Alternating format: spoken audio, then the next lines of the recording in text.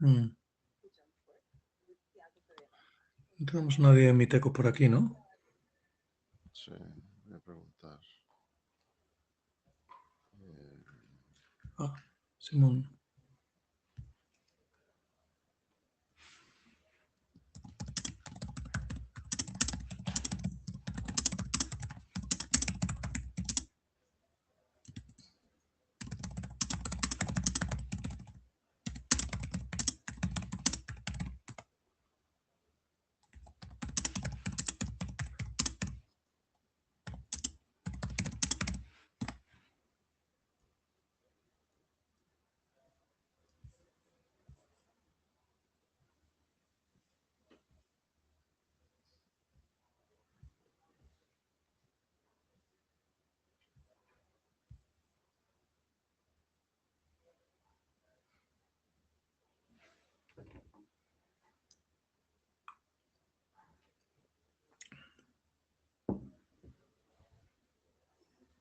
Ahí les pregunté, pero si quieres empezamos y después vemos a ver qué.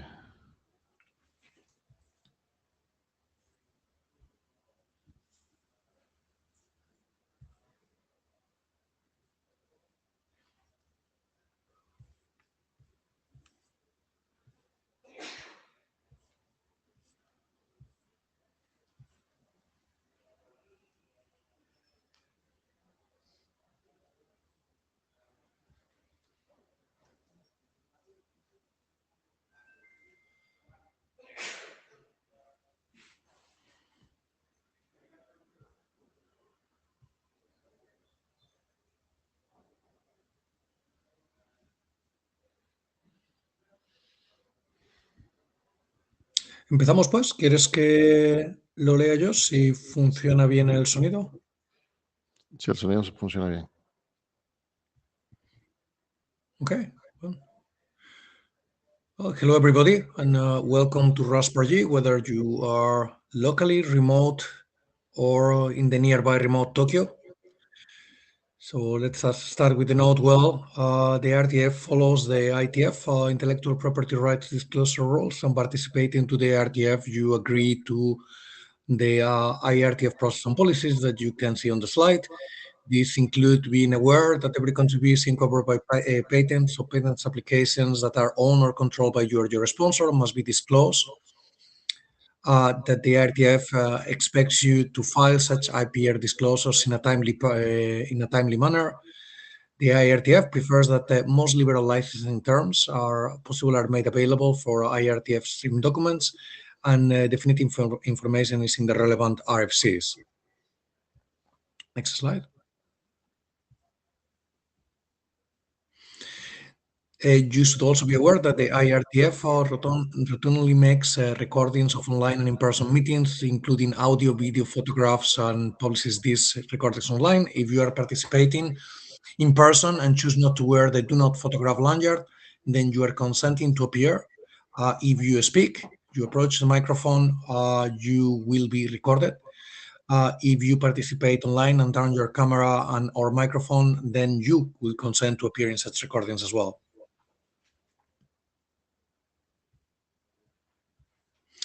As a participant or attendee to any IRTF activity, you acknowledge that written, audio, video, and photographic recordings of the meeting may be made public.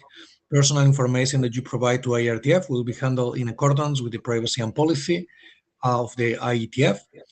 As a participant or attendee, you agree to work respectfully with other participants, and please contact the Ombudsman if you have any questions or concerns on this regard. You have the code of conduct and the anti-harassment procedures in the respective RFCs, as well as the IRTF code of conduct.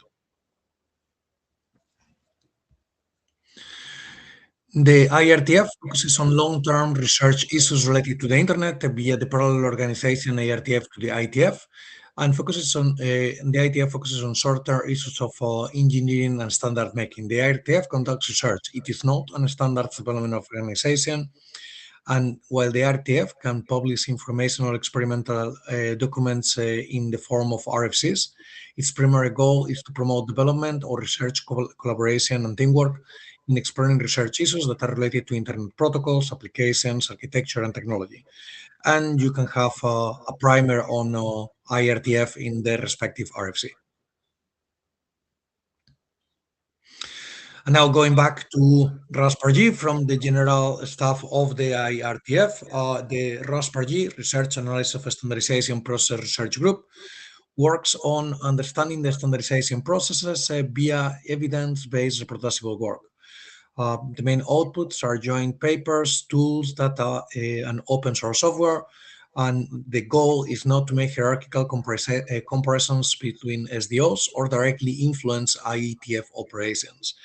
And the chairs are Alvaro and myself, Ignacio, and the charter is available in the IRTF page of RASPRG. And please join the mail list. The house rules, please scan the QR code, use the Meet Echo for questions and answers. The speakers, please be ready. And I don't know if we have any volunteer to take notes of the meeting. Any volunteer in the room or away?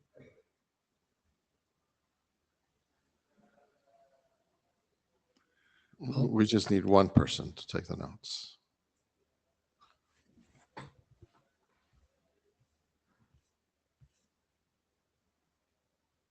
Not too many at the same time.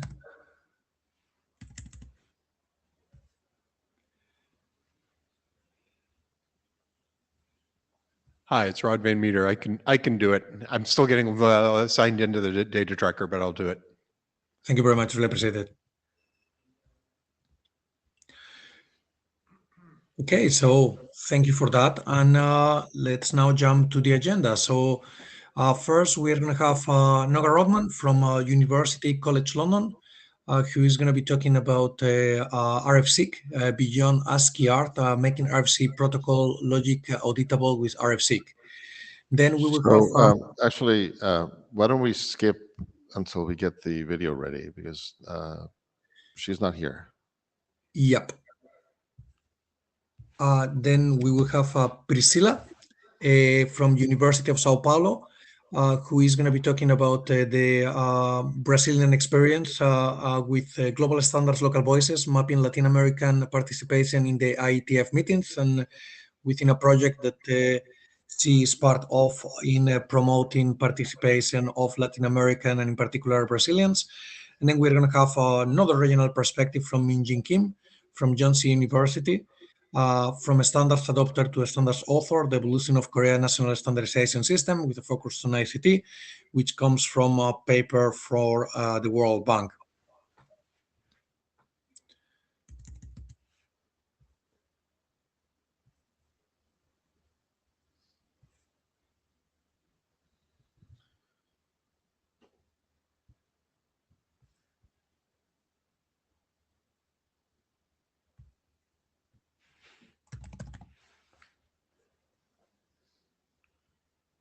Priscilla.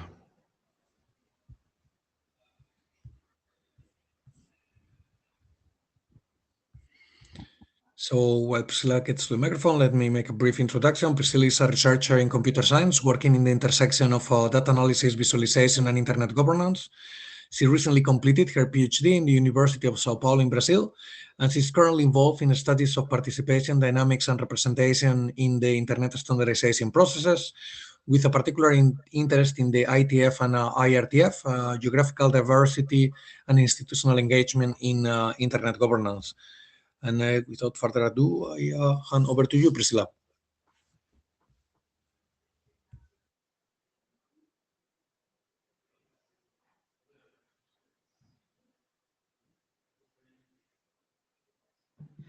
Thank you. Thank you, Ignacio, for the introduction. And hi, everyone. I'm Priscilla, and I'm from Brazil. And today I will show you the results of a work that we have been working in the last few months. We are analyzing the Latin America and Caribbean participation in IETF. And I would like to start explain why we are doing that.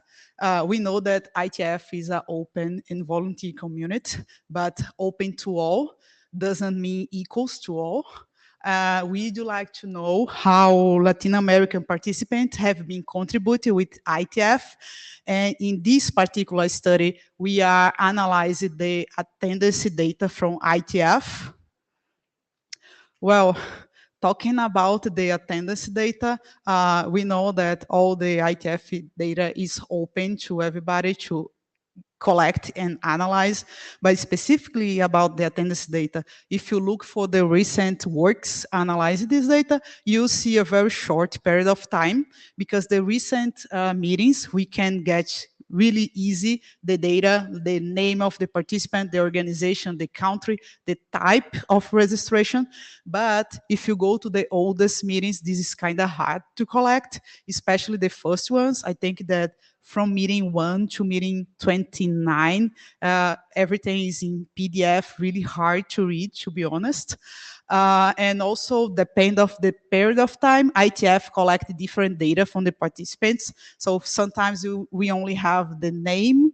In other meetings, we have the name and their organization. For the oldest ones, we have email and phone numbers and fax that we don't use anymore.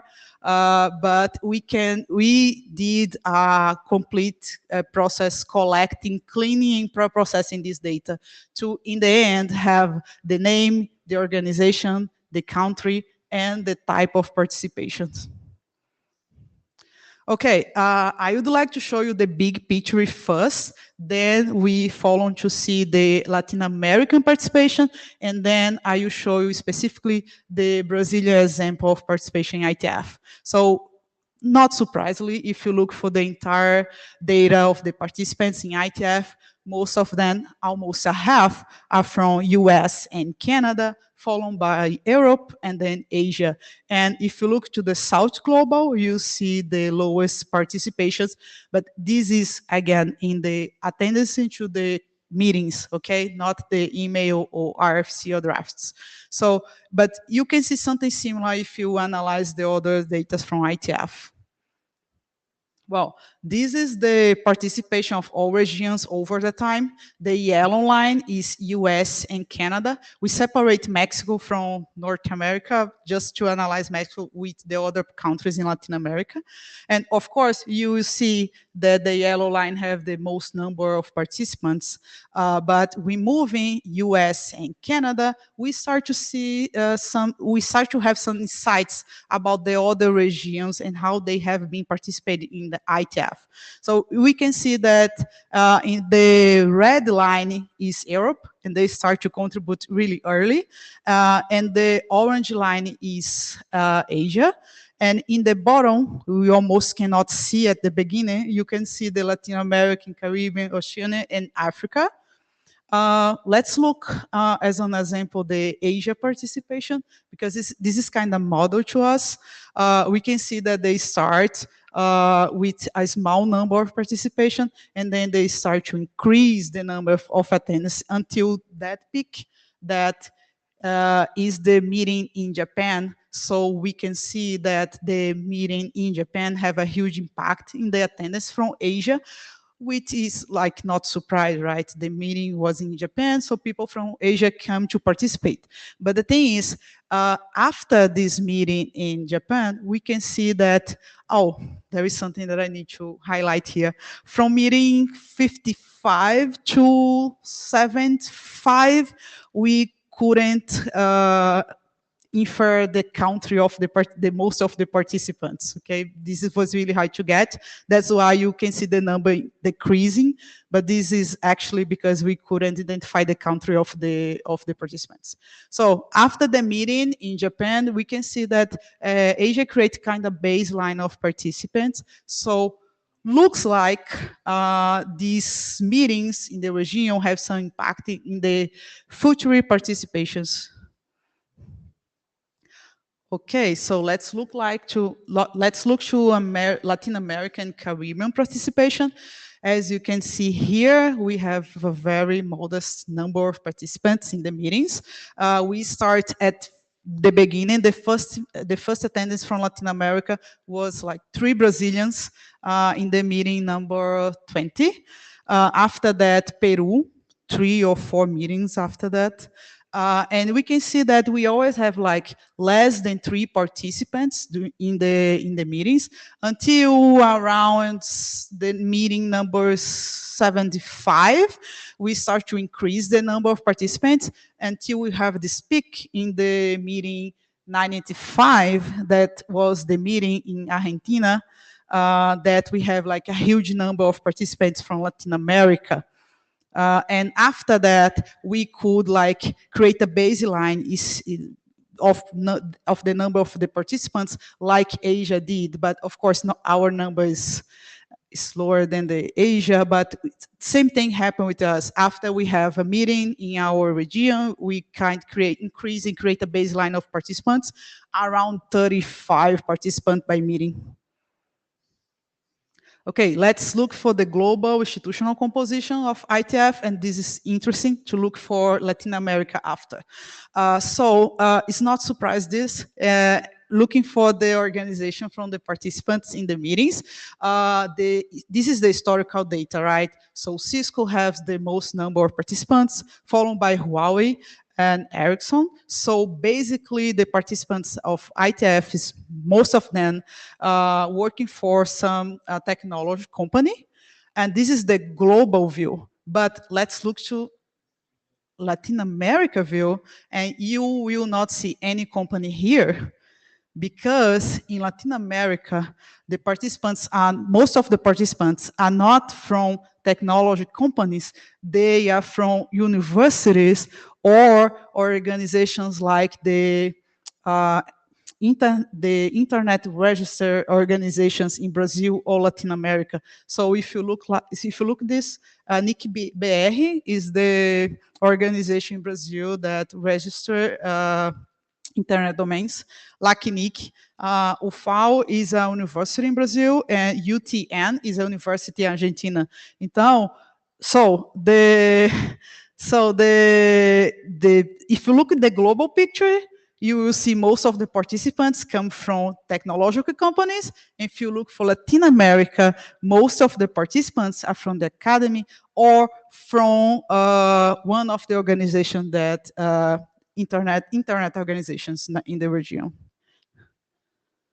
Okay, so let's look the access and how the participants interact in the meetings, because from the moment that IETF start to provide remotely access that people could participate in a remote way, this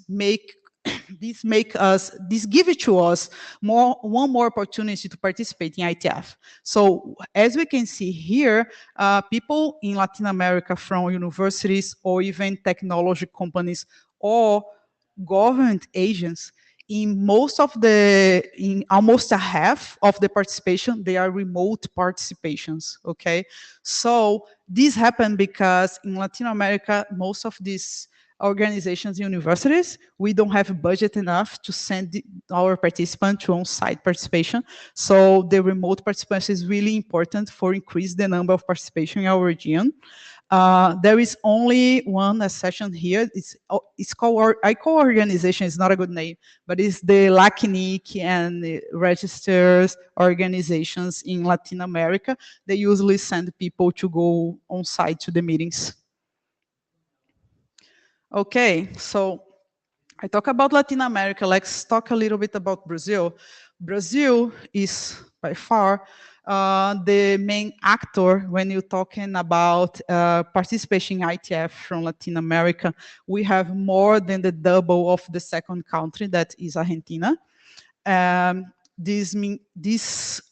can look to what Brazil is doing to increase the number of participation, and maybe the other countries can follow our steps to do the same. And also, I would like to see what other countries outside of Latin America doing, so Brazil can also try some things. One fun fact about this is Peru was the second country in Latin America to send someone to IETF, but after that they couldn't keep like Brazil did, increase the number of participation. In some moment, Peru started to not decrease, but they couldn't increase the number as Brazil or Argentina did.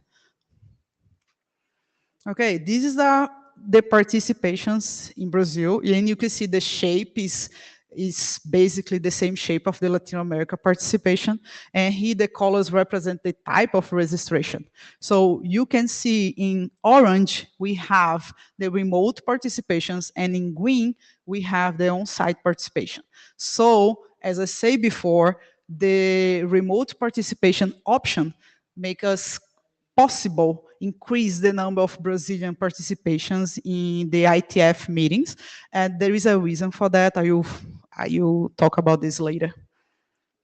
Okay, this is the entire number of participations, and this is only the on-site participations. So we start in the meeting 20, and then we start to grow, increase the number of participants from around the meeting 75, and you have this peak of attendance in the Argentina meeting. So what's going on here, and how we increase this number? You can see in blue and red the two initiatives that make us increase this number. One of them is the ISOC fellowship that doesn't exist anymore, but few numbers of Brazilians apply to the ISOC fellowship to participate of the meetings.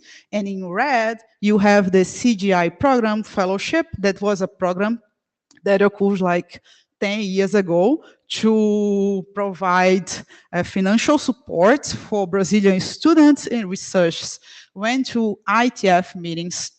And as we can see, this was super important to increase the number of Brazilian participations. So the remote options and the fellowship are two of the main reasons because Brazil could improve their participation. Something really important about this fellowship, because we really have good results about it. One of the fellows from CGI fellowship in this time is now a chair in a research group. And two of the ISOC fellows in this period of time are responsible for the increase the number of remote participants in Brazil, because two of them are from University of Alagoas and University of Pernambuco, and they create hubs for the undergrad and grad students participate of the IETF. So in these three meetings, these two ISOC fellows, they created these hubs for undergrad and grad students being involved with ITS, and this this was really important for Brazilian community because we start to have more students interested in participate and engage in IETF. Well, to finish the presentation, two lessons that you can get from this. One is that geographic proximity is really important. The fact that we have a meeting in our region shows that our people show up. So after the meeting in Japan, this makes Asia create a baseline of the number of participants. And after the meeting in Argentina, of course, we decrease the number of participants, but this makes us create a baseline of participants here. Of course, there is any reflection of this in the drafts, RFCs, and engagement in the main list. We are investigating this right now, but at least in the number of attendance, we can say that yes. And the second lesson here is that the combination of these three factors make Brazil increase the number of participants. So institutional leadership is really important. So NIC, BR, and LACNIC are very important organizations to send people from Latin America to participate here. The second thing is strategic funding, because in Latin America, we are not huge technology companies to provide the budget that the people need to come. So this type of fellowships is really important to help people from other parts of the globe, especially the South global, to participate in IETF. And the last thing is community access.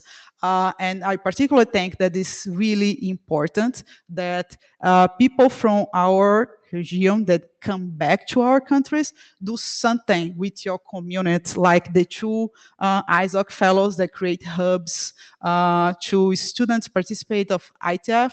This is really important. I mean, this year we are also organizing an event for young students participate and understand how IETF works. If anyone wants to collaborate with this, please talk with me later. But this is really important, so we can create the new students interested in that, so we can have more people interested in participate. And well, our work doesn't stop here. We also want to investigate some things that are kind common sense in IETF. For example, some people think that maybe have a meeting in a particular country or region will not impact the participation of this region or country. We would like to analyze that. I mean, we know that we have some impact in the participation in the meetings, but we don't know if there is any reflection of that in the engagement of mail list and in the RFC and draft authorship. So we would like to investigate that. We are doing this right now. The second thing is we are developing a visualizations tool. So any organization or country that want to do the same analysis about how your country or your organization contribute with IETF and without do any code or anything that we did here. So if anyone is interested in that, you can talk with me later. We would like to have people to try. We almost have in the first version of this tool, and we'd like to have like people to test. And to finish, we are planning starting a study about technical consensus. This is something that I'm really interested in, how our consensus is built inside of a working group, how a topic that is a huge disagreement in the working group became a consensus over time. This is something that I'm really interested in studying. If someone is also interested, can talk with me later. Thank you, everybody. Thank you so much. Thank you very much, Priscilla. Yeah, please don't go. We have a queue of people. I have a lot of questions too, but I'll let the queue go first. John.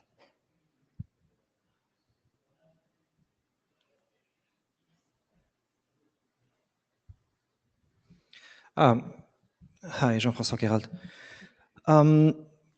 So typically when I hear this kind of presentations, this is no indictment against you or anything. It's just a general feeling that I have. I'm always concerned about where the consideration is in terms of how distributed is or how global is the participation in how do we make work the internet, and why is it that the US or the West is always the one who's participating the most? And then I'm thinking, well, sushi became global as well. Do we expect not to be the Japanese who push forward with new sushi? Yeah. As in, there's something to be said about the first one who arrives somewhere is probably going to be the one who's moving more forward. So the idea is that how you incorporate other things, but I'm not surprised in the list that the US and the West is still remaining the ones who move forward with what they invented. There's another thing that I'm always surprised with this kind of analysis, and this is something that I see in all of them, okay? I feel that there is, when we do the comparisons in terms of participation, never mind the fact that you pointed out that yes, of course, the very likely the most representative analysis, the participation in the mailing list and the actual outcomes, and it would be great to see the results that you have with that. It's also, I never see any incorporation of data such as GDP, as in, do those countries have enough internal revenue and internal capacity to generate an educational system that will provide enough engineers so that in the aggregate, you can have enough people to be able to send to other places, or whether they have other more pressing concerns to develop their own country rather to send people to other places for international standards. All of those things seem to be very valid elements of comparison. And if I want to see, for instance, why Peru did not send more people afterwards, well, maybe they had other things in their plate, and it was just not a priority for the government, and therefore they did not push to have more engineers. And so all of those things maybe also be interesting to add into the analysis, which I understand would be very, very difficult and complex to add on top of that. I'm feeling that there is more to the story than just the bare numbers of participation. Thank you. Yeah, sure. What's your name? Jean-François, John. Oh, hi. Yeah, I totally agree with you. It's obviously that US and Canada will have more people participating. It's pretty obvious. I think that I would like to put here the global picture just to look to how this is different from Latin American participation right now. But I totally agree with you with this. And also about the second, about this educational system. I think this is because I put the second lesson here, is how we can make our region or our country be more interested in this and computer networks and the work of IETF. So what we can think and what we can do to increase this, especially because, as you can see, we have some small results, but still results. I mean, from the fellowships and people interested in the past, we have today we have a chair, we have professors that came back and start to create a small community with the students. So this is something more that a Brazilian experience that I would like to share with other countries in the South Global that maybe they are interested to and try to do the same. And maybe we can do this together. Yeah, I don't want to give the impression that I don't want more people to participate. My organization, in fact, helps Southeast Asia engineers to participate more in the IETF. So we are very much in the same, like, when I'm talking about the numbers, it doesn't always ring as something that is a data that would affect my the way that I want to proceed. And second, the collaboration that you were requesting, I would definitely want to talk to you after that for some things that we're also doing that might be overlapping. Great. I will be happy after analyzing the engagement of the main list and the draft in RFC. I will be happy to present here again these other results. Excellent. I didn't finish yet. Yeah, thanks for the work. Thanks, Priscilla. Can I just check I'm coming through okay? Yes, we can hear you, Sarah. Amazing. So first thing to say, I massively commiserate on the issues with the data perhaps being slightly imperfect, particularly as someone who is Irish and then comes up in the registration data as being from the UK, because that's where I live and work. And I understand that particularly the most recent data being self-reported might make some of this a little bit of a challenge. I was wondering if you might have thought about tracking some specific people and whether they move country might be interesting. I imagine there are lots of people from Latin America who might start their career in one place and then move subsequently and then won't show up in the country data in that regard because they're working in the US or the UK, for instance. And then this is just more of a thought. I'd be really interested in seeing how this remote hubs experiment might be able to kind of map across to supporting some of this work. I'm currently in Tokyo. It's worked really well. It's been really successful in terms of kind of having people be able to take part in the meetings without necessarily having to be in the country. That's for slightly different reasons in this case. But I think it's something to kind of think about and bear in mind when we're looking at encouraging participation. And then finally, really, really interested in what you mentioned about fellowships.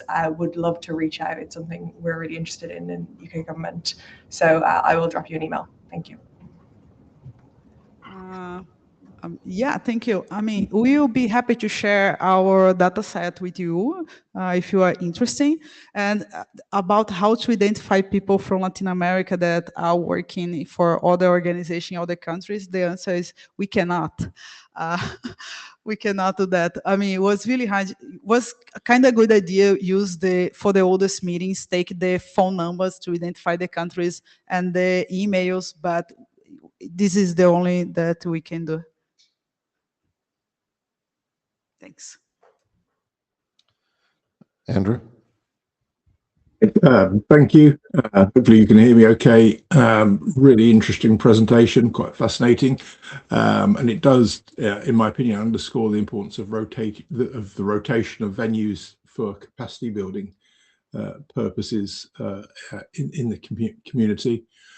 I think it'd be quite interesting and I'm not suggesting do this, but if we were to sort of somehow overlay visa constraints into the data, I suspect oftentimes local proximity to wherever the meeting's taking place may well equate to easier entry requirements. Given we heard about that obviously yesterday in the plenary, some of the challenges of people getting visas to travel to places. So that may also sort of simplify participation for people within the region. And likewise, if the sort of relative time differences are not so big, which makes remote participation a lot easier. Shout out to anyone in Europe getting up at 1 a.m. this morning for the first session, for example. And I appreciate that happens a lot for people all over the world from time to time. But anyway, that aside, I think this is just another data sort of piece that tells us there's good reasons to move locations to improve diversity of participation, therefore hopefully get to better standards. And a rhetorical point rather than a question to be answered now, but it'd be fantastic to perhaps initiate a conversation with ISOC to see if there's any appetite to reinstate that fellowship program as again a further method to build a bit of momentum in targeted countries. But as I said, a really interesting presentation. Thanks for doing the work, and hopefully the community will look at it and take note. So thank you. Okay, thank you, Andrew. This visa thing is really something. But I mean, at least in our analysis about Latin America, even the meeting in Argentina, we have more people from Latin America being a remote participant than on-site participants. And most of them, we don't need a visa to go to Argentina. So I think that the budget is for Latin Americans is the main reason. And then, of course, we have visa problems. Rio, go ahead. Hi, could you hear me okay? Yep. Yeah. Okay. My name is Rio from University of St. Andrews. First of all, thank you very much. This is a very interesting work, and I think it's very important work. Could you go back to the slide that was looking at the sort of the annual sort of tracking of the participants in the earlier part of the slide, if that's possible? Which one? The global one or Latin America? One of comparing different regions. Here? Around here, I think. Yeah, that's right. Yeah, you mentioned there was a period that was quite lossy. Which period? Could you remind me which period that was? Oh, yeah. It's the purple line here. The participants that we couldn't identify the country, especially the meetings from 55 and 73, I guess, was kind of most of the participants, we didn't provide any information about country. And when I say about country, I mean email or phone number that we can get the information of the country. Was there affiliation left in that by any chance? Sorry, can you repeat? Were there any affiliation data available in that period? Oh, So yeah, but the thing is, if they put like Huawei or Cisco from each country, I mean, there are some organizations that we can know, but like the most of them we can't. Excellent, thank you. I just wanted to know which period it was. Yeah, sure. Yeah, because I'm also looking at these kind of data sort of tangentially. Yeah. One thing that I think about it was like looking for the next meetings for this person to identify the country, but maybe this person changed the organization or changed the country. So we didn't. What we did for look for the two previous meetings and the next two meetings to try to figure out the country. But if this was not possible, we just put that we don't know the country. Yeah. No, totally understand. Thank you very much. Thank you. Colin? Hi, Colin Perkins. So I'd like to echo the comments. Thank you. That's a really interesting talk. 2 points, I guess. The first, especially for the recent years, the LLC has a lot more demographic data than is made public. And I don't know if it will be possible to get access to that, but if it is useful, you might want to have a conversation with people in the leadership to see if, under various restrictions, they might want to make that data available for research purposes. And I don't know if it's possible, but it might be worth having the conversation. But the second point is that obviously the IETF has had remote attendance in various forms for many, many years, and it's been gradually improving in quality and features and so on over time. It would be interesting to know if there is something which is perhaps still causing problems with the remote attendance, or if there are features which have significantly improved the remote attendance over time. Partly to help the IETF improve the remote attendance features, but also if we can learn lessons from what is really helpful and what isn't, that can maybe then be helpful to other organizations or other SDOs that are trying to provide remote attendance to their meetings to help others learn from the lessons we have learned over many years. Thank you. Yeah, thank you, Colin. It's a good suggestion.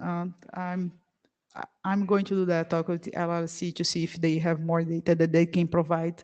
Yeah, I think that IETF improved the remote participation can help people from the South Global to participate. Thanks, Colin. Irena?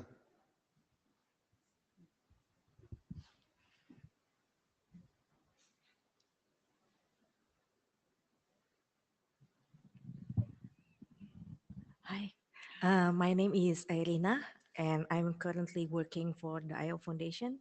I am the Indonesian associate, and what you present here is very interesting and informative as well. I probably just want to have a bit of discussion or maybe input. Sorry for my English.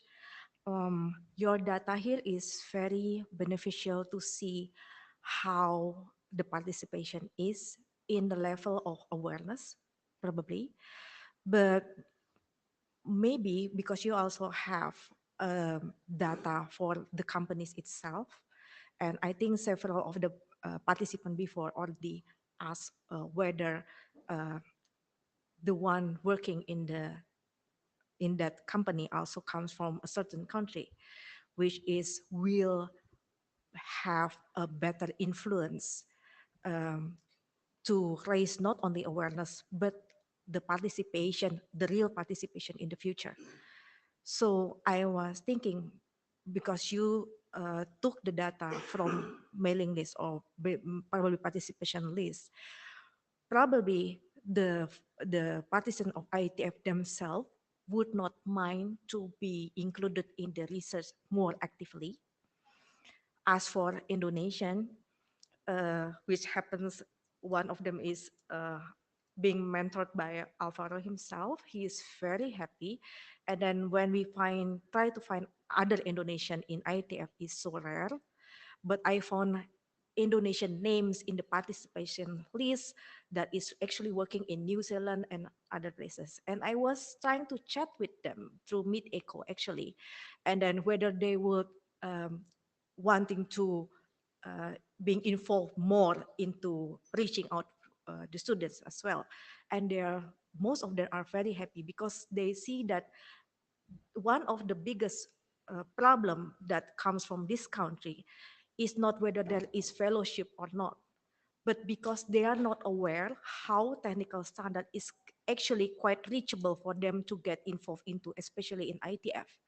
So most of the university that we were working on in Indonesia, their lecturer just come to us and say, it's not our problem. We don't give those kind of curriculums here. That's the problem of the higher level government or something like that. So they don't pay attention.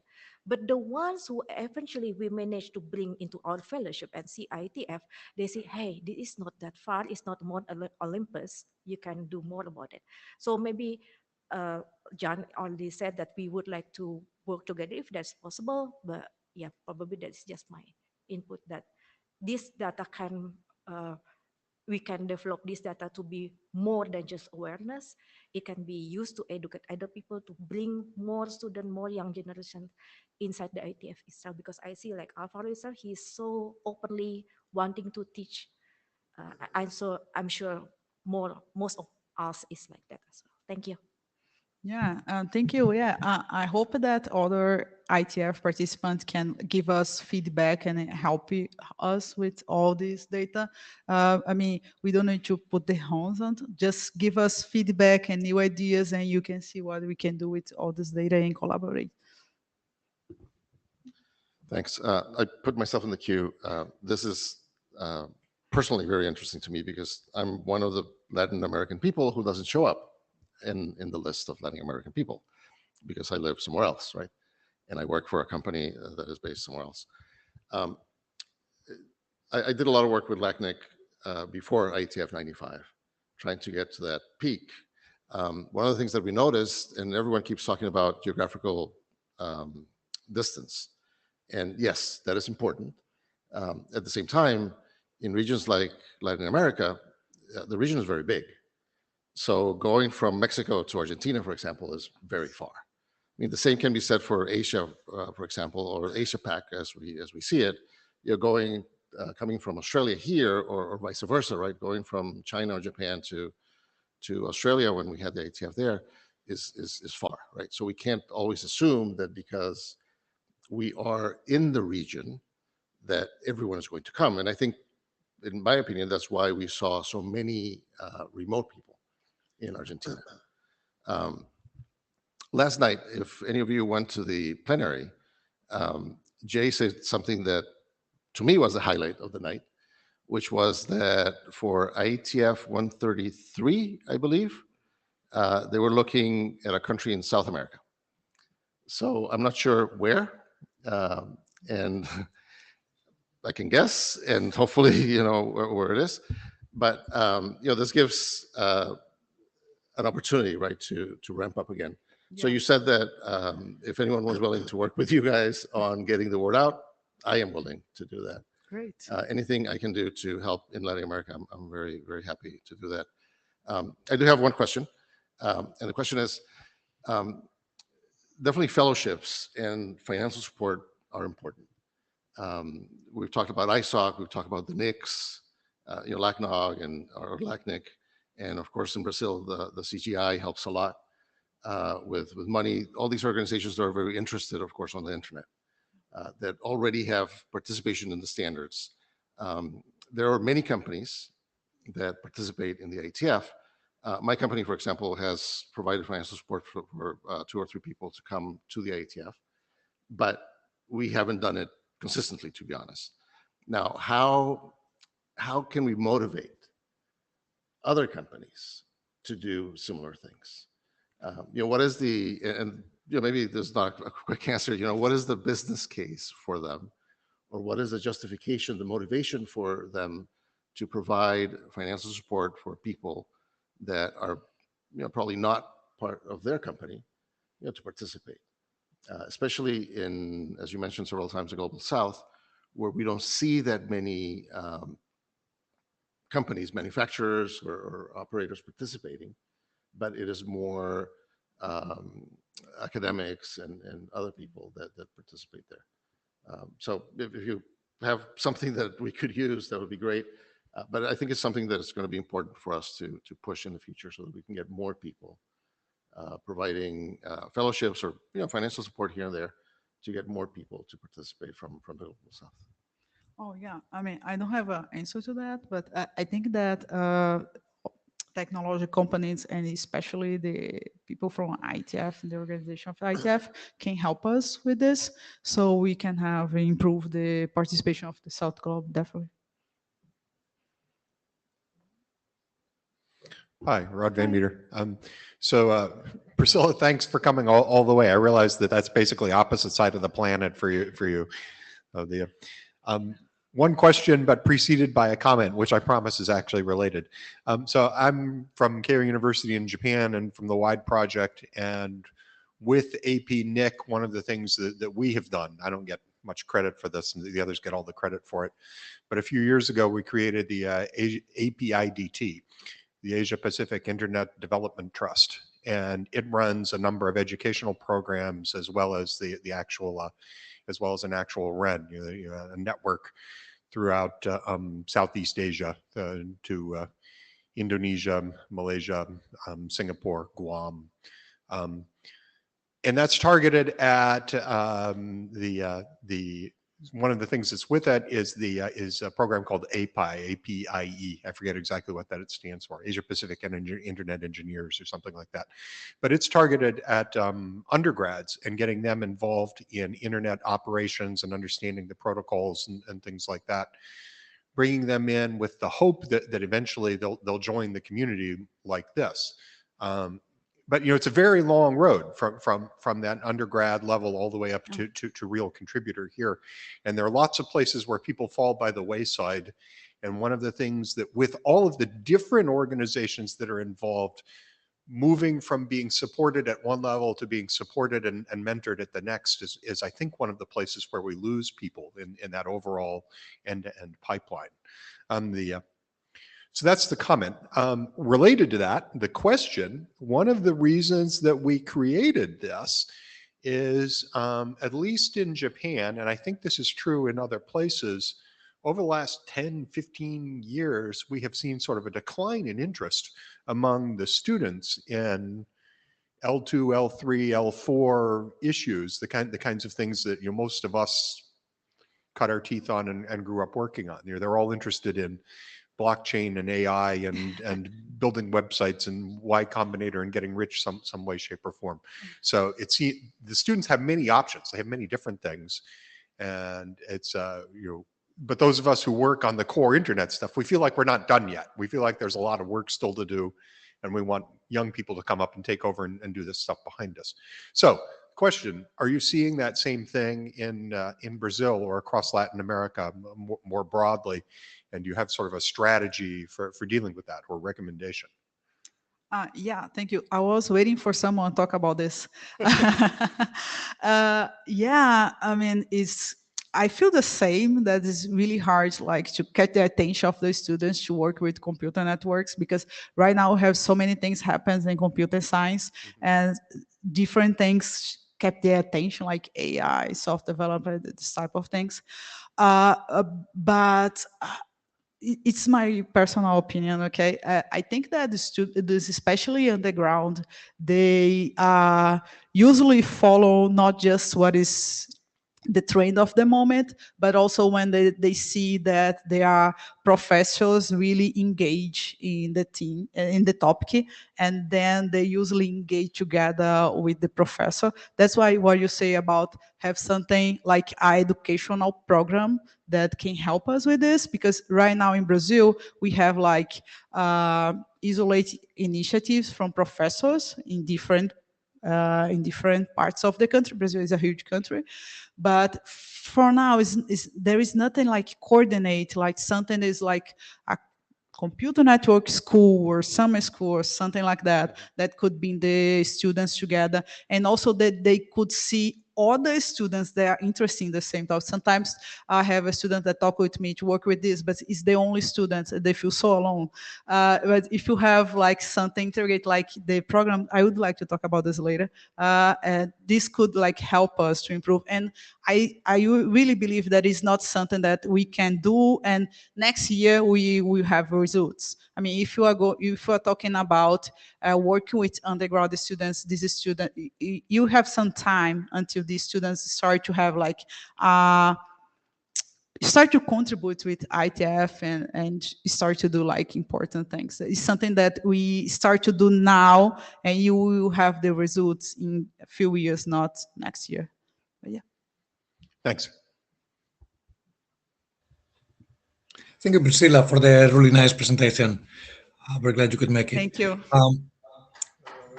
We also went through the hurdles of doing affiliation and location mapping. So I'm very happy to discuss about those, because it's quite of a painful process and very imperfect.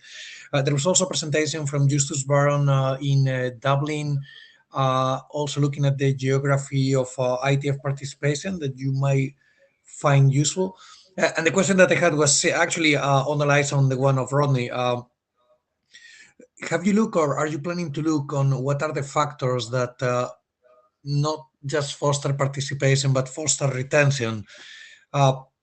People that manage to stay within the IETF orbit for a certain amount of time or make a contribution. I was wondering if you look into it, up to what extent that is related, not so much to the excitement of the topic, but to the ability to make a contribution. Yeah, we are working this right now, but it's kind of difficult because I think we can identify that, okay, this is a new participant in IETF. These participants will participate only this meeting in Argentina or here in Shenzhen, or these participants will continue contributing, going to IETF. This is kind of really hard because depend of the attendance, they put different names, change the last names, and sometimes it's Robert, then Robert become Bob. We are still doing cleaning, pre-processing this data. That is true. That is true for the participation in the meetings, but through the data tracker for the mail list and anything that is recorded through Meet Echo, you can use the ID of the data tracker. Yeah, exactly. That's why we start to collect the data from the data tracker, because only with the attendance data we cannot do that. But we are interested in that, like identify the participants. Okay, this participant start in, I don't know, Argentina meeting, and then 3 years later he proposed a draft or something like that. Yeah, this is something that we want to do, especially because we would like to understand and identify, like, okay, this was associated, like Jefferson, that was a fellow in the CGI program. Now he's a chair, which was the path, but he's not the only one. In Latin America, we have other examples. So we would like to identify this type of things. Yes, definitely something that we want to do. Thank you. Arnaud. Hi all, Arnaud. So I will speak as Study Group 17 chair in the ITUT, and I'm here for sharing some inputs and as well to perhaps propose something. So I heard a couple of issues regarding, of course, Latin America is a prime for me as well. But in the ITUT, we have the concept of regional groups. Oh. So as Study Group 17 chair, yesterday I bootstrapped my SG17 Africa group. Soon I will bootstrap my Study Group 17 Arab group, but I don't have a Study Group 17 regional group for Latin America. When people work with a formal regional group, that's very helpful because suddenly they can share their own problems as a region, right? And when I go to their meetings, I'm not the chair. I'm just a guest. They have full rights. This is their meeting. They can make the decisions and so on. So there is a little bit of that. Now, a good thing is that people do contributions and they are doing good technical contributions. So they have started when the first work items from Africa passed through, amazing. So point here is that what it is for Latin America, Anatel is there. I mean, Brazil is there, right? And strong. They are doing a good work and so on. But the point is that I'm wondering, it's difficult to organize these things. Is there not a way that in Brazil, for example, you guys could start a group where you mutualize and start to send people in different standard bodies, because you would have a more coherent view about how you want to address standardization, and you could organize yourselves to understand more holistically, because not every standard body will provide the same value point or value proposition to the students you have, to the people you have, to the engineers you have, to the companies you have. That would be a first, perhaps, thinking to have. Second is about the point from our chair about industry engagement. That's both a problem for developing countries and a problem as a whole. And in fact, the problem we have is actually a problem for developed countries, because the industrial engagement is crashing everywhere since 20 years. It's harder and harder, and it's going to accelerate to keep our own roles in our own industry. We in ITU realized the problem 3 years ago, It was really hard. We lost the first resolution 68 at the Assembly of WTSA in 22. We lost the resolution in plenipotentiary in 22, but we won all the action plan. Next week, if interested, there is the second workshop on industry engagement with ETSI in Sophia Antipolis on Friday. And I think there is remote participation. The point is that as I'm coming from the industry and Broadcom, this is a very difficult issue. I cannot make it the whole discussion now, but we have a full action plan. We could share it. You could see all what we learned. We have the report. The report of the first workshop was so remarkable that it went through the whole of the ITU for all the 3 sectors. And the next other thing you have as an issue is the problem of next generation. And these are connected but separate problems. So we managed to create the first resolution 107 on next generation. Point is that we learned a lot on our sites in the past 3 years to recreate the engagement, right? And maybe there are things we could discuss offline. I could share. But the first thing is, if perhaps Latin America could create an entity or something to organize itself, because you need the multi-stakeholders. You need governments, you need industry, you need academia, you need civil society, and this is hard. So perhaps mutualizing the resources for attacking standardization is a purpose. Anyway, that's my feedback. Thank you. But talking about, I mean, I don't think I can talk for the entire Latin America, but it's a huge part of the globe, and I don't know if you have like a something coordinate between all the countries. But in Brazil, we start to do some initiatives to do that. Like, for example, we have a computer network conference in Brazil that we will have a day in the conference to talk about IETF. And I think this is, we are starting something to engage the community. So yeah, but it's still baby steps. Fantastic. Thank you very much, Priscilla.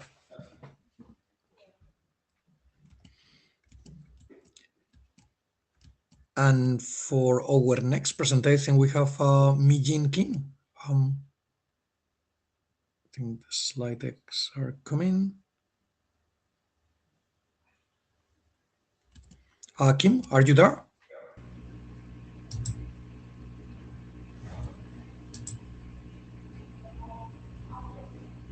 Hello, everyone. Can you hear me? Yes, very well. Yes. Kim, so let me introduce Kim. Kim is a research fellow at the Graduate School of International Studies at Yonsei University. She got her PhD at the International Management from Graduate School of International Studies at Yonsei University. And she was also senior researcher at the Korean Standards Association. Her research focuses on the political, economy, and geopolitical dimensions of international standardization, particularly in critical and emerging technologies. And I think it's a good continuation to the previous presentation because her presentation looks at the how Korea moved from being a standards adopter to offering standards, not just in the IETF, but more broadly in general. Though Kim is going to be focusing a bit more on ICT in general in this presentation, and this comes from a background paper for the World Bank. Thank you very much, Kim, and over to you.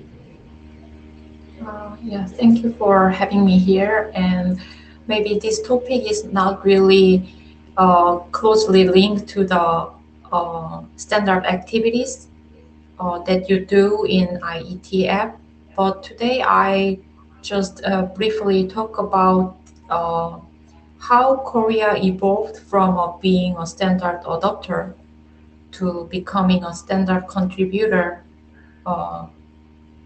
in global standardization landscape.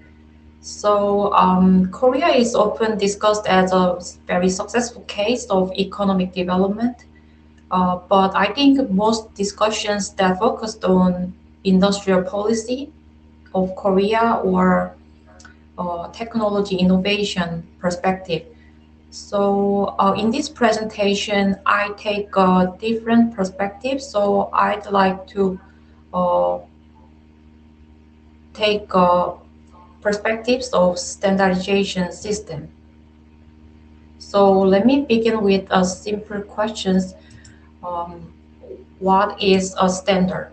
I realize that most of you here are very familiar with the concept of standard. So I just briefly revisit the definition. So in simple terms, standards provide a common reference that allows technologies, products, and systems to work together. For example, as you can see in the slide, paper sizes, shipping pallets, and USB connectors are all based on standards. So without standards, modern industrial production and global trade would be extremely difficult. So as economies becomes increasingly digitalized these days, the role of standards becomes even more critical in ICT sectors because ICT sector is the place where interoperability between devices, networks, and platforms is essential.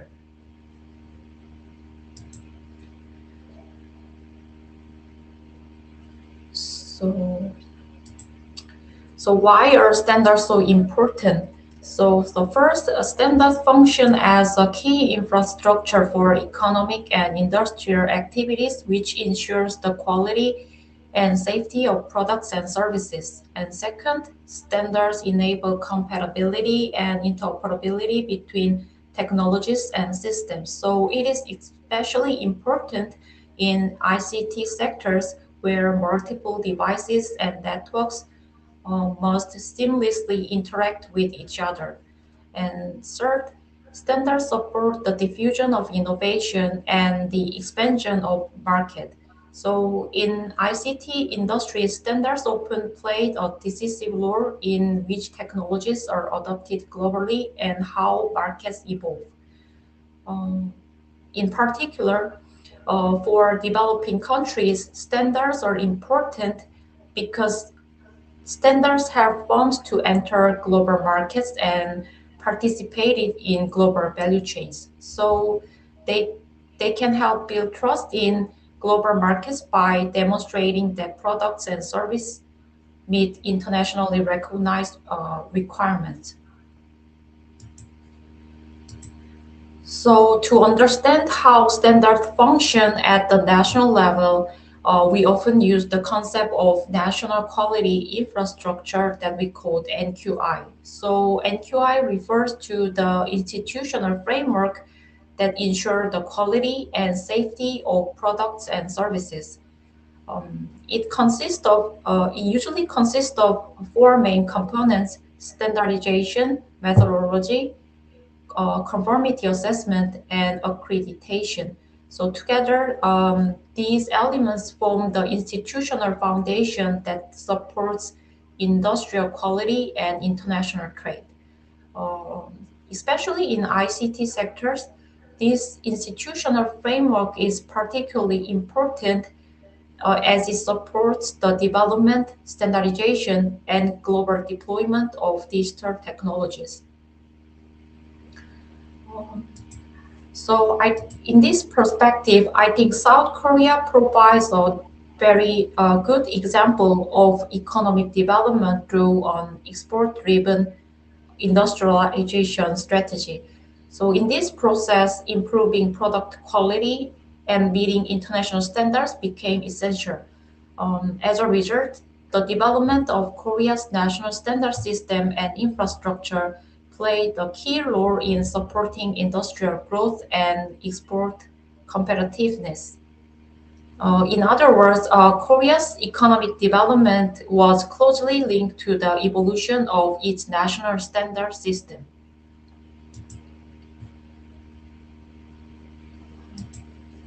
So, as I mentioned in the beginning, Korea's economic development has been widely studied from many perspectives. But in this presentation, I revisit Korea's development from the perspective of standards and standardization. So, um, So in perspective of ICT sector, since the late 1990s, Korea has become increasingly active in international standardization activities, particularly in ICT sector. So this marks Korea's transition from adopting international standards to actively contributing to the standard setting.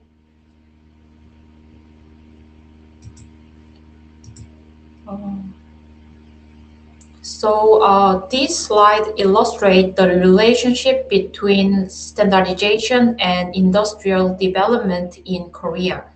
So Korea's economic development strategy relied heavily on export-oriented industrialization.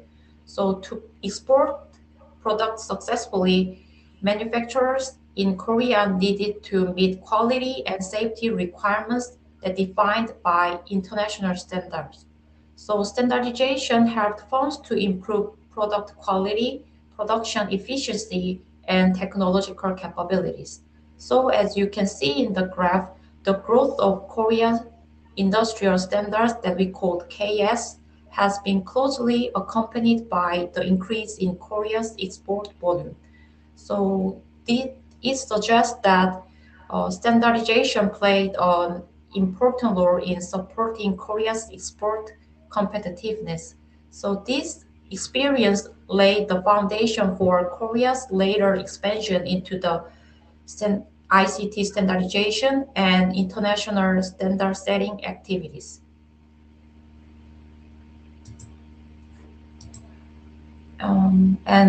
This slide shows the number of new work item proposals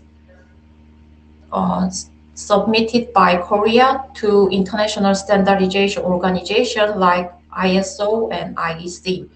As you can see in the graph, the number of proposals has steadily increased over time.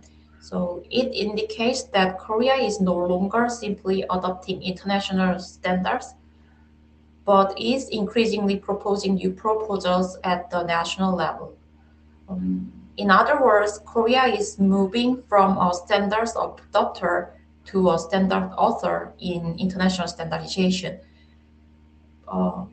It's not mentioned in this graph, but a significant portion of this increase has been driven by Korea's active participation in ICT-related standardization activities. And this slide shows Korea's increasing leadership roles in ISO and IEC. These leadership roles including the positions such as chairs, secretariats, and conveners in ISO and IEC. So as shown in the figure, Korea's presence in these leadership roles has steadily increased over time. So these positions are important because they allow countries to actively shape the direction and content of international standards. So it reflects Korea's growing institutional and technical capacity in standardization. And many of these leadership roles are concentrated in ICT-related technical committees and working groups. So this is very important for the evolution of Korea's ICT standardization.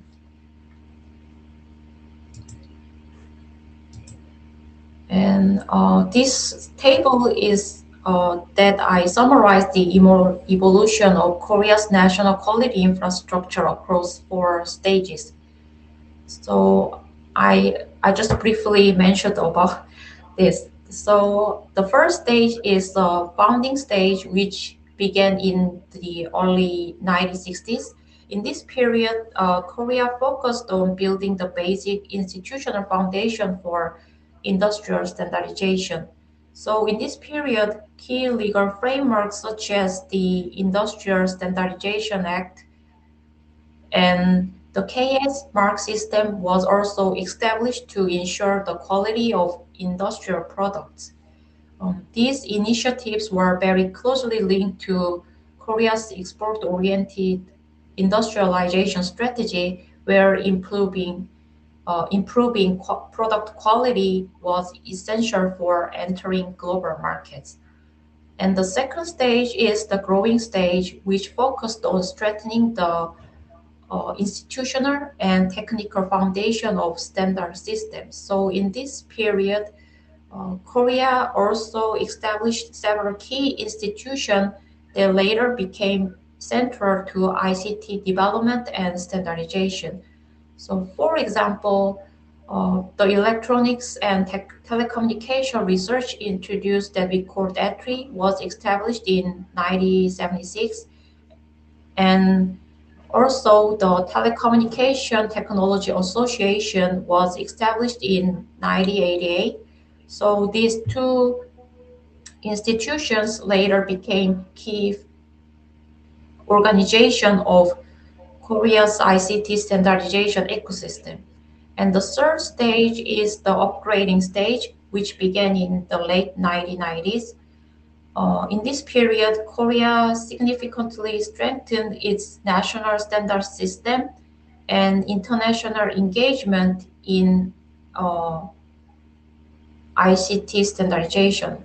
So, for example, the Framework Act on National Standard was introduced, and Korea also expanded its participation in international standardization activities in this period. And at the same time, the collaboration between ETRI, TTA, and industry sector became more institutionalized in this period. So this linkage between ICT R&D and standardization and also industry participation played a key role in Korea's ICT innovation. And finally, the most recent stage is the expanding stage, which focuses on further strengthening national standardization strategies and governance. One important initiative during this stage is the pan-government participation standard system, which is introduced in 2015. So under this system, standardization responsibilities expanded beyond the single central authority that we called Korea Agency for Technology and Standards from many other ministries. So it allows different government agencies to participate more actively in standardization activities related to their policy areas. So this helped create a more coordinated and cross-government approach to standardization. And at the same time, Korea has been developing more strategic approaches to ICT standardization. For example, government introduced the National Standardization Strategy for High-Tech Industry in 2024. So this strategy aims to strengthen Korea's leadership in standard setting for advanced technologies. And also TTA, one of the key organization in ICT standardization in Korea, this organization published the ICT standardization roadmap every year. So it identifies the priority technologies and guides Korea's participation in international ICT standardization. So together, these initiatives reflect Korea's efforts to systemically link technology development, industry policy, and international standardization together. So as a result, Korea has strengthened its position in ICT standardization at the global level. So from here, let me now turn to the several examples from ICT standardization in Korea, including CDMA and Vibro and DMB. So the first case is CDMA mobile communication technology. So let me briefly talk about this case. So in the late sorry. In the late 1980s, Korea experienced rapid growth in mobile communication demand, especially after the 1988 Seoul Olympics. So it created severe congestions in analog cellular system. So to address this challenge, Korea began developing a next generation digital mobile communication system. So importantly, Korea made a strategic decision to adopt CDMA as its national standard for digital mobile communication. So in 1988, ETRI proposed a national R&D project, and the government launched a national development program. And then in 1991, ETRI signed a joint development agreement with Qualcomm to develop CDMA technology together. So CDMA was adopted as Korea's digital mobile standards in 1994, and then it followed by successful commercial trials in 1995. So in 1996, Korea launched the world's first commercial CDMA mobile services. I think this case demonstrates how standardization combined with R&D enabled Korea to significantly enhance its technological capabilities and strengthen its domestic mobile communication industry. So this is the one of the most important ICT standardization case in Korea. And the second case is Vibro. So I think everyone know, but Vibro, it stands for wireless broadband. So originally, the Korean government allocated the 2.0 gigahertz band for fixed wireless communication, but the actual demand was very limited. So to utilize the spectrum more effectively, Korea introduced the concept of portable internet, which enables wireless broadband access on the move. So Vibro was developed as part of Korea's IT 839 strategy, which aims to strengthen national ICT capabilities. So the development project of Vibro began in 2003. So it is led by ETRI and Samsung Electronics. And also there is a participation from major Korean telecom operators. And by 2004, prototype systems had been successfully developed and demonstrated. And commercial Vibro services were launched in 2006. And importantly, Vibro was adopted as an international standards under ITUR IMT 2000 in 2007. So I think this case shows how Korea not only developed a domestic technology but also actively promote this domestic technology as an international standard. And the third case is digital multimedia broadcasting that we call DMB. So in the early 20s, there was growing demand for multimedia content on mobile devices.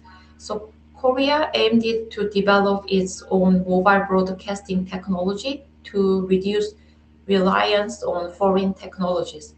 So there was research on terrestrial DMB began in 2002, and the system technology had been successfully commercialized by 2004.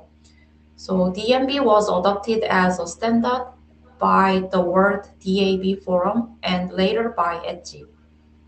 And in 2005, terrestrial DMB broadcasting services were launched in Seoul, and DMB was selected as a recommended international standard by ITU in 2007. So this case illustrates how Korea combined technology development and standardization to expand its global influence in ICT industries.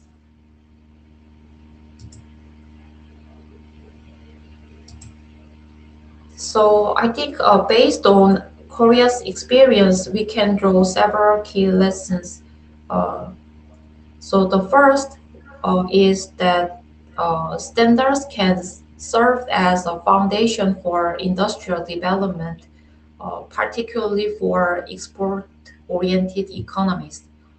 And second, I think strong government leadership and policy coordination played an important role in developing Korea's standard system.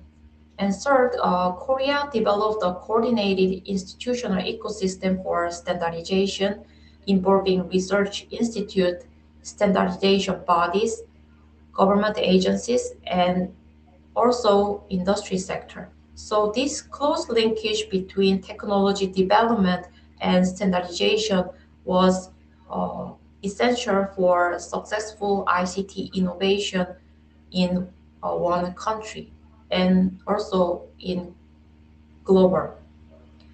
And finally, Korea's active participation in international standardization enable countries to transition from a standards adopter to standard key sorry enable the country to transition from a standards adopter to a key contributor to global standards.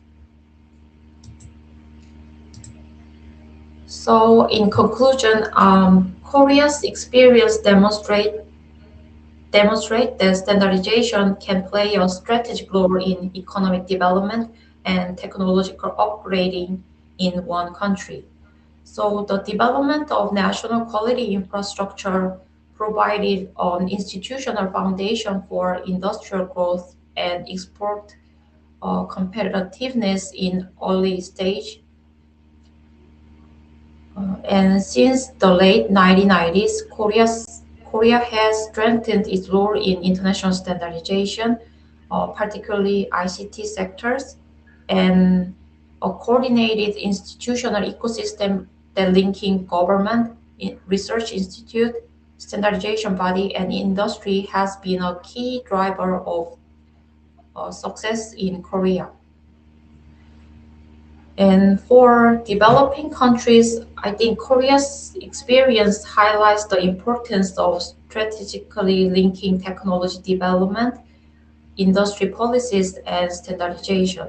So in this sense, standardization is not just a technical activity for engineers, but also a strategic policy tool in ICT and beyond. So this is the end of my presentation, and thank you very much for your attention. Thank you, Kim, for your presentation. Very interesting. Sorry, being remote makes it really difficult to know that there is going to be clapping. But find myself a little bit off foot in terms of timing all the time. I was wondering, what lessons do you think that are can be taken from Korea to other countries more generally? So before, just we had a presentation about participation from Brazil and how to engage more broadly Latin America in standards participations. I was wondering, like, are some of these lessons exportable, or they are very Korea specific?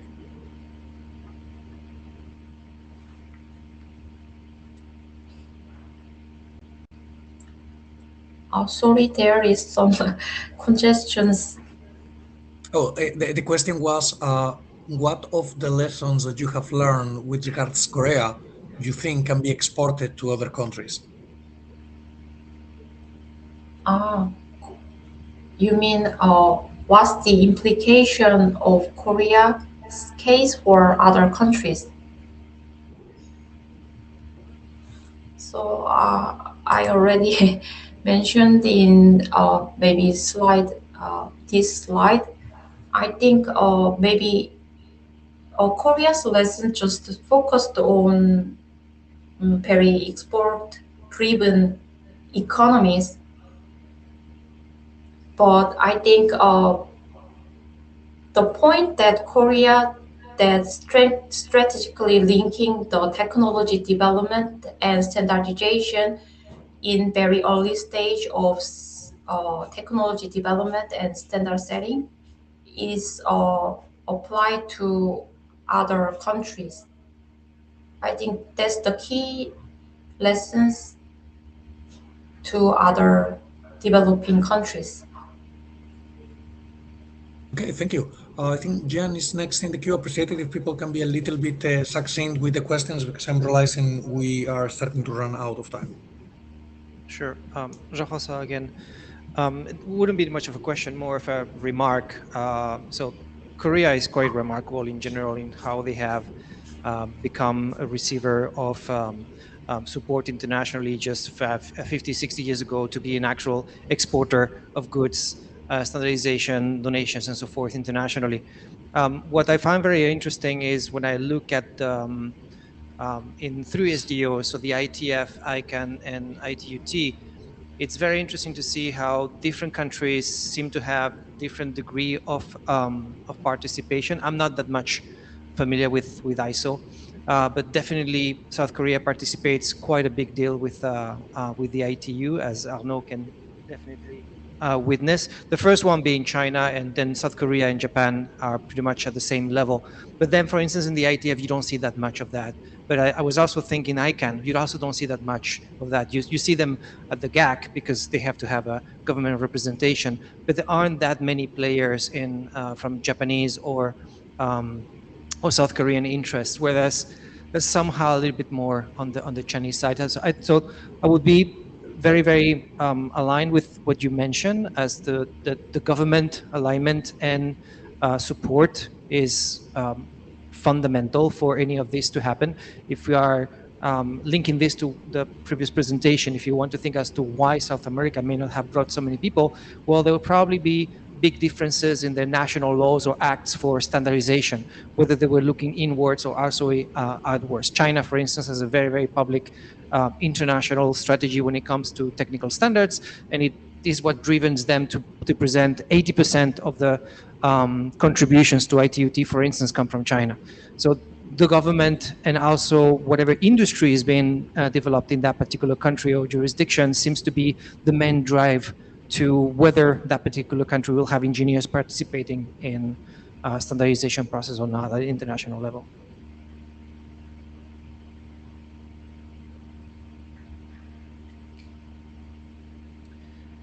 Yes, so Arnaud Tadei again. So thank you very much for this really brilliant presentation.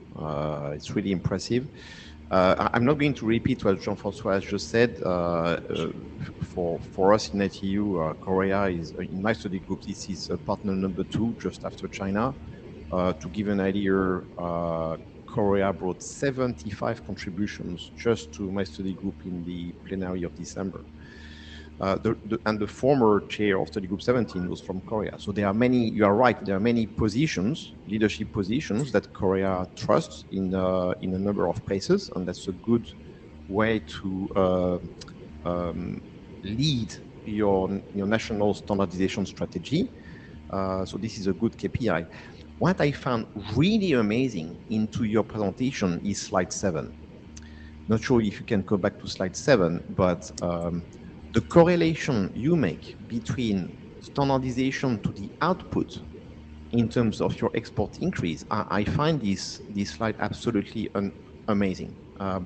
And I would be really happy to understand more how you build it, because one of the issues for industrial engagements that we discussed before is exactly that. If we could show our industry that type of slide, that is a no-brainer.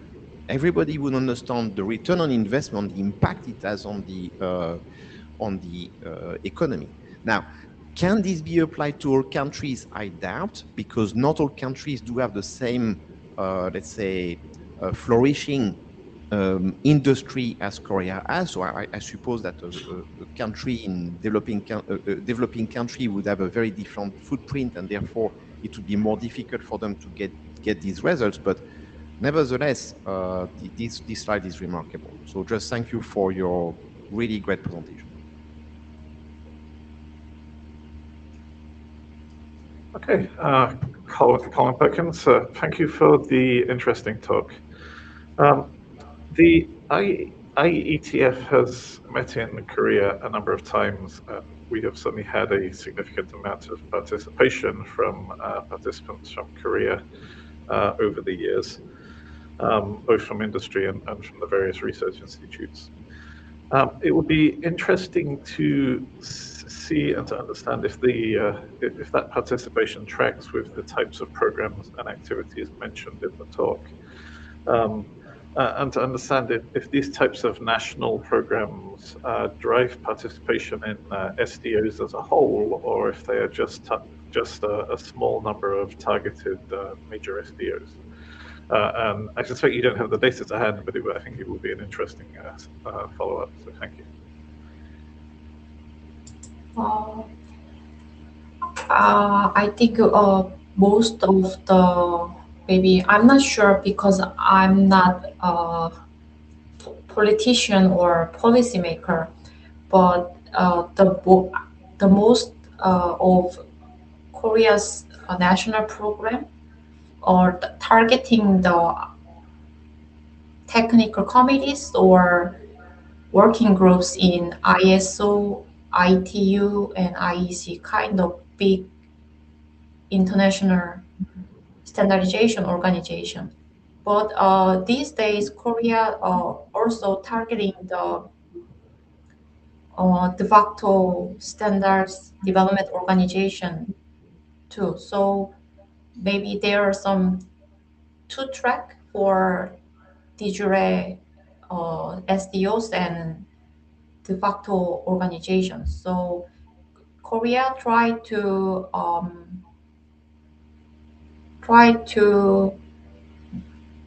send more people to standard development organization, but usually targeting the major three international organizations. Yeah. I see that. I also see the participation in organizations like the IETF varies over time, and I'm wondering if it correlates and if these large-scale activities are incidentally helping engagement in other organizations. Would be interesting to find out. Thank you. Thank you. Hello, I'm Dirk Kutscher. Yeah, thanks very much. Really fascinating presentation. So South Korea, seems to have the world's most organized national standards strategy. So, so here in the IETF, we have also seen, good contributions from Korean institutions, and especially in our area, you seem to have this special setup with the ETRI as, one like kind of almost centralized standards contributor. I'm just wondering, so this seems to also be like a big investment somehow by the country, by the state, by the nation, and you are measuring contributions. Do you also have some data on maybe kind of return on investment or impact? I'm sure, I know these are hard to measure, but I'm just curious, how is this data, evaluated? How do you know it's kind of working for the economy, for the companies? You mean the how to measure the effect of standardization for country or company? Yeah, so overall for the country. So I know, like, if you work in a company, you often try to achieve certain impact, right? So with your standardization activities, I'm just wondering whether you are also measuring this on the national level.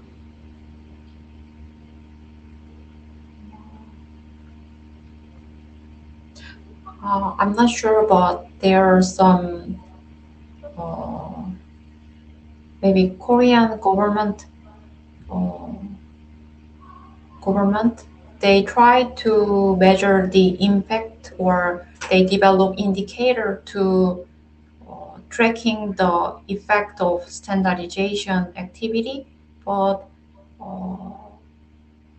as far as I know, there is no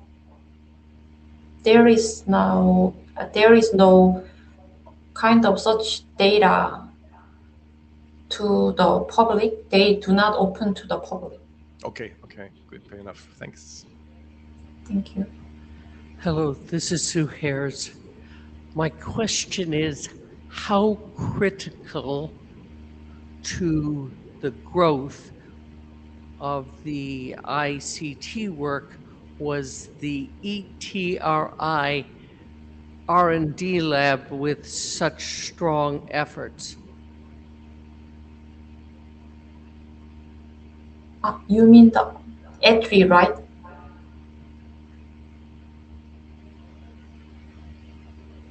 No, ETRI, the R&D lab.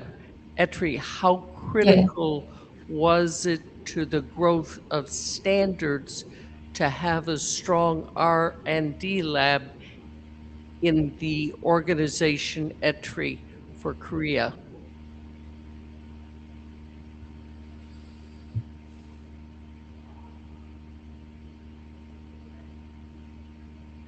So you mean the how ETRI how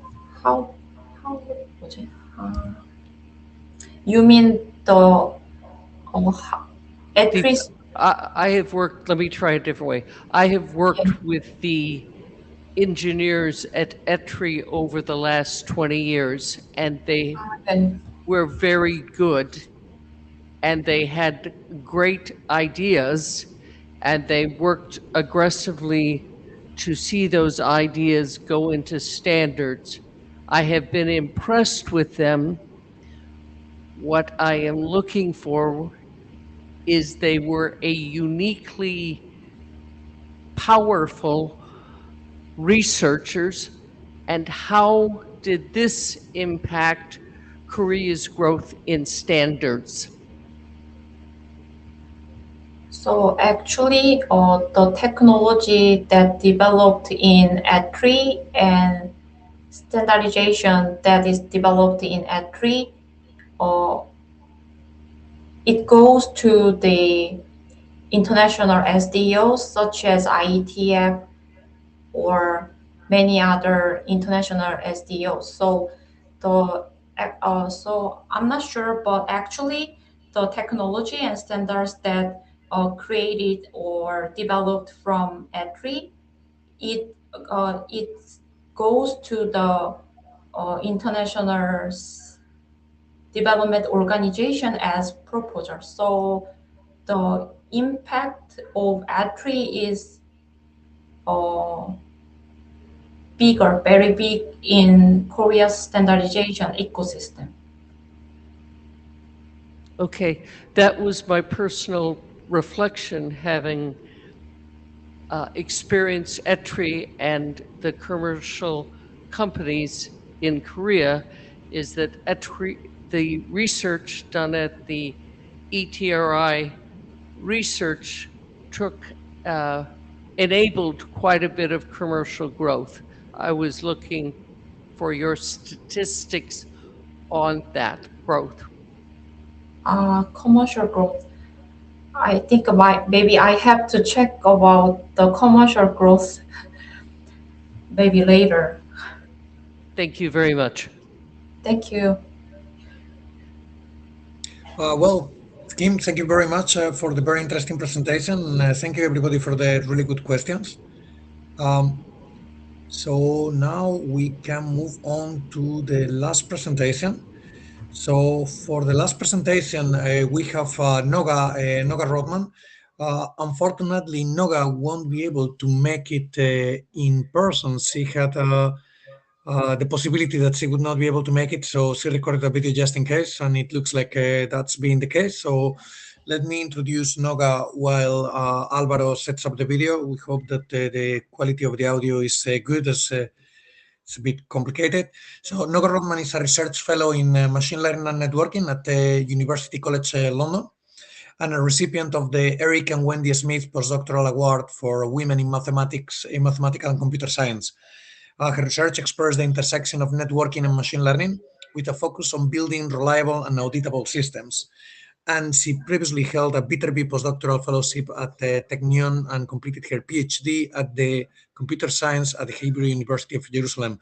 And today she's going to be presenting RFSIC, which, as she will show in the video, tries to take the RFC specifications and make sense out of them using different LLMs and machine learning tooling. Thank you very much. I don't know if we have it there. Yes, we have it there. Okay, let's go ahead. Okay, let's see how this works.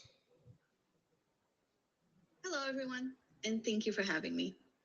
I'm Noga Rotman, and the title of today's talk is Beyond ASCII Art, Making RFC Protocol Logic Auditable with RFSIC. This is a joint work with Tiago Ferreira from UCL, Hila Peleg and Mark Silverstein from Technion, and Alexander Silva from Cornell. The outline for today's talk is as follows. First, I'll motivate the work. Second, we'll discuss the methodology. Then we'll look at some results. And finally, we'll discuss future plans. I'm sure I don't have to tell this crowd that modern RFCs are challenging to reason about. They are made out of dozens or even over 100 pages of specifications, and protocol logic is spread across the document, often many pages apart. To help readers, RFC authors often include final state machines, or FSMs, in the form of ASCII diagrams. However, partially due to the limitations of the format, these diagrams are typically simplified abstractions that omit many details, and, as we'll see, they can sometimes miss important pieces of protocol behavior. Let's look at an example from TCP. RFC 9293 is a unified specification that consolidates about 40 years of TCP evolution. Many of us probably recognize this diagram, the TCP FSM from that RFC. The note at the top clearly warns that this diagram is only a summary and must not be taken as the total specification. Many details are not included.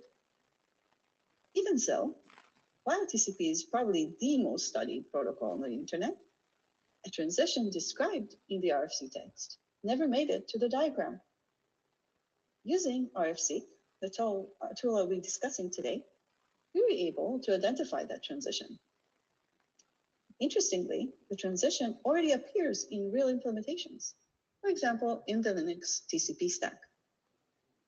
This eventually led to an editorial errata being submitted and accepted. So, how did we achieve this? Our general approach is to create an auditable protocol visualization grounded in the RFC text. We call this summary visualization. This is done by taking the RFC prose, here for example is a fragment from TCP, extracting the protocol logic, and then turning it into an interactive diagram. The key property is that each component remains linked to the RFC text that produced it, allowing users to audit the extracted logic. While summarizations and visualization are common in natural language processing, applying them to protocol specifications with provenance links back to the RFC enables a new kind of auditability. Let's talk about our methodology in more detail. A summary visualization differs from a traditional FSM diagrams in 4 ways. First, every node and transition is grounded in the RFC text. Second, the transitions themselves include richer semantic information, such as conditions, triggers, actions, and rationale. While some of this information may appear in traditional ASCII diagrams, there is no consistent convention across RFCs. One RFC may only show triggers, Another may include partial action description. And in other cases, the constraints of the ASCII format limit how much detail can be shown. Our intention is to make all of the relevant transition information visible and accessible to the user. In other words, instead of compressing protocol behavior into a minimal diagram, the goal is to expose the structure that is already present in the RFC prose in a form that can be inspected and explored. Third, the diagram includes recommended and inferred components that are derived from the prose, not just the mandatory ones. And finally, the visualization is interactive, allowing users to inspect and review the RFC in more depth. Next, we'll see how these properties were realized in RFC. Extracting protocol state machines from RFC prose is actually quite challenging. Recent work, such as PSM Bench, highlight how difficult this task remains even for modern language models. To construct our summary visualization automatically, RFC uses the following pipeline. The first challenge is simply that the original RFCs are too long. A single protocol specification may span over 100 pages. So, rather than fitting the entire document all at once, the text is divided into structural chunks based on the RFC structure, sections, subsections, and so on. We use embeddings to identify the relevant context for each chunk and use them together as inputs to a large language model. The model, in turn, produces a structured summary for each chunk. Because the context can originate from different sections of the RFC, these resulting summaries capture the protocol logic, even when relevant information for a specific chunk is distributed across the document. This stage is called structural summarization. The output of this stage is not yet a diagram. Instead, it is a structured description of protocol behavior. In the next stage, these summaries are used to extract the protocol visualization. Using the summaries as input, the model identifies state, transitions, and conditions and assembles them into a protocol diagram, finishing this stage of the pipeline. Finally, we perform semantic grounding. The system retrieves the corresponding RFC text messages that justify each edge and node. This way, the resulting visualization remain linked to the original text, allowing users to inspect each component and verify the logic directly against the specification. Once we load a visualization summary for a given RFC, our screen splits into two. On the left side, we have the main view of the diagram. A user can zoom in and out and arrange the nodes in the way they see fit. This arrangement can be saved for later inspection. The text across each edge denotes the trigger for the transition.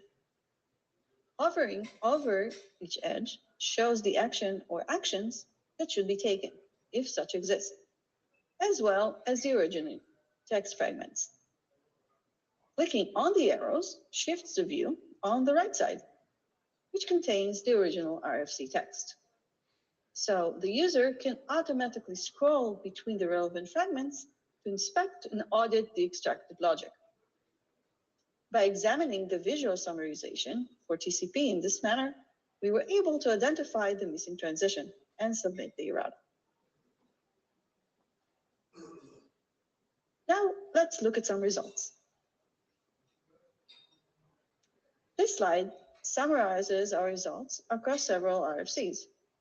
When possible, we compared RFC against Prosper, a recent LLM-based FSM extraction system.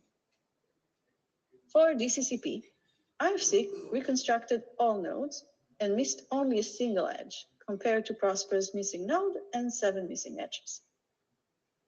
For PPTB, again, all nodes were reconstructed, with 6 missing edges compared to Prosper's 19. RFSeq also surfaced an additional state implied by the RFC text.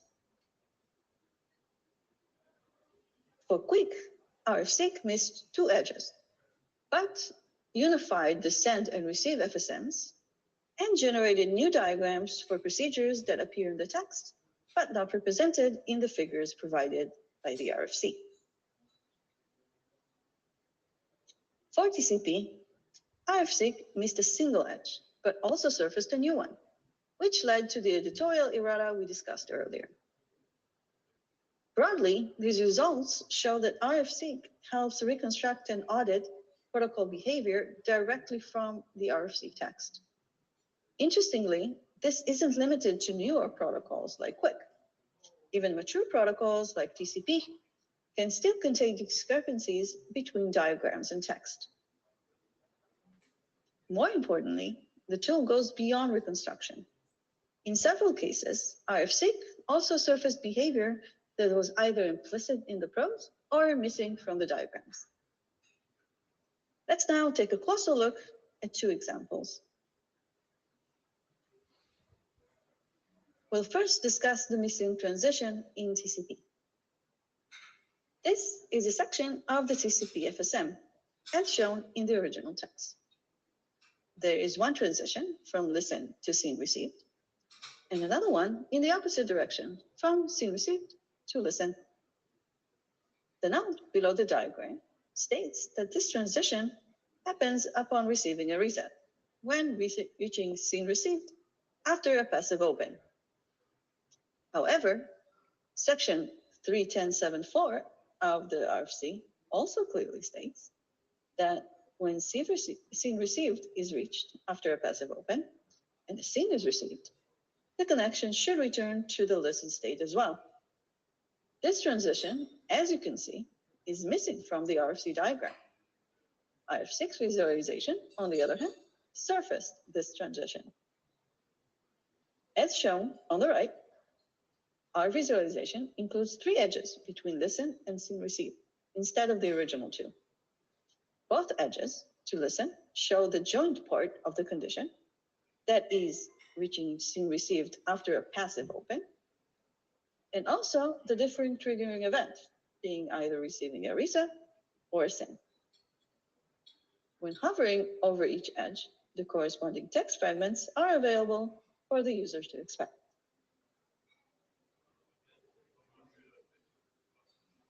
For a second example, we'll look at Quick, where we're facing different challenges. Though relatively new, RFC 9000 is widely deployed. The original document contains disjoint diagrams. This is the visualization created by RFSeq. As you can see, it unified the stream send and receive FSM on the bottom left and middle. It also generated visualizations for procedures that appear only in the RFC text and have no corresponding diagram, such as ECN validation on the upper left and connection termination on the upper right.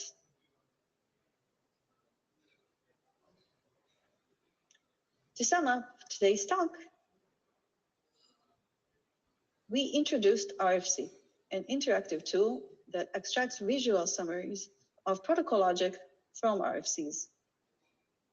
Taken together, the examples show how RFSeq can surface protocol logic that is otherwise difficult to see in long RFC prose. Of course, this is an LLM-based system, so human expertise remains essential when interpreting the extracted behavior. But tools like this may help make specifications easier to reason about for the benefit of both implementers and authors of new RFCs alike. As a next step, we are looking for protocol practitioners to help shape the next stage of the project. We are currently running short usability studies online, and we'll also be conducting them live during the upcoming IETF 126 hackathon in Vienna in July. If you'd like to learn more, please feel free to reach out or check out the paper on arXiv. Thank you.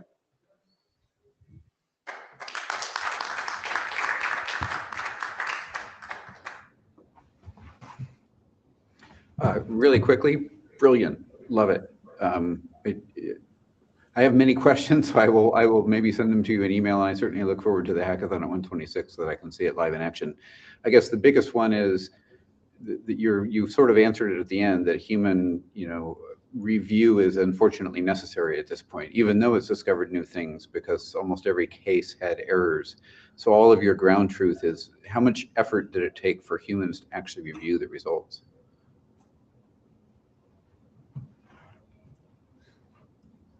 There are gonna be no answers because unfortunately Noga could. The video.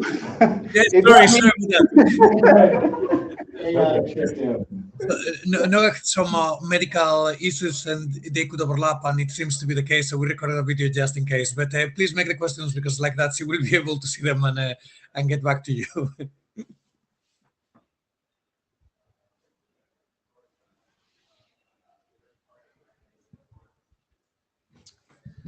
So yeah, again, this is really amazing to see that. We have the same problem elsewhere, so it's really inspiring.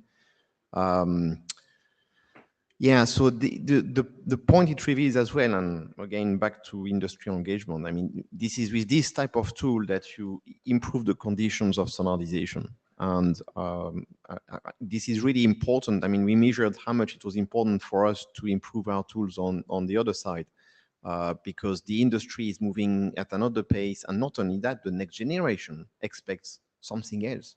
They don't expect to continue having to work with the old tools we used in the past. And sometimes systems are so complex that if you don't have an AI actually to help you see the mistakes, you may not see them anymore. The other implication, however, is what if the AI makes a mistake and we don't see it? Or what if the AI makes a mistake with a bias? Because sometimes you have little things that come into standardization and then 30 years later you say, So anyway, I'm kidding, but I'm not kidding, but this is a real point. And maybe this is a point that we should put in a slightly bigger context. Thank you.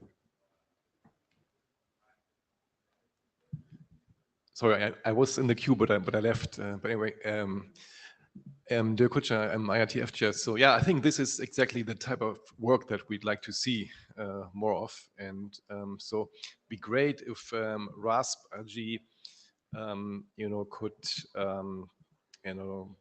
bring more of these tools and test them, and make them available for friendly user tests, so that we can, over time, make some recommendations to the tools team or the broader community. That would be fantastic. Thank you. Sorry, I interject. Forgot one question on my side. The other question it brings is, what are the legal framework we have around these tools? Because when you use these tools, we need a little bit of higher guidance to how it's not because we can use these tools that we should use them. And what are the exact tools behind, and what do we allow ourselves, what we don't allow ourselves? So there is a little bit more that we need to do, but nevertheless, that's great. Thank you, and thank you everybody for the many questions and engaging sessions. Apologies for running a couple of minutes over time. As I said, Noga could not make it, but I'm sure she will be very happy to engage. And you can reach her in the email, which is in the slides. Otherwise, you can also always write to the group or drop me an email, and I will be very happy to relay the messages. Thank you, everybody. Have a nice ITF.